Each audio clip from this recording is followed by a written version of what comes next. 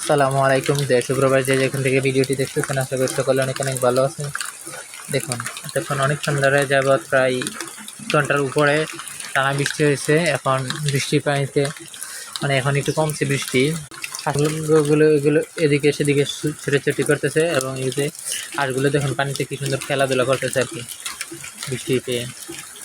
মানে এগুলো তো বাড়িতেই থাকে সাধারণত, তো সবসময় আর কি আমাদের এই রাস্তাতেই থাকে।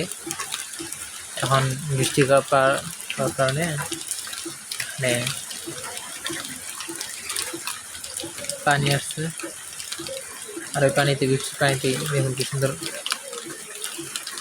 আরও আছে চমৎকার লাগে ওইগুলো বাড়িতে মনে হয়।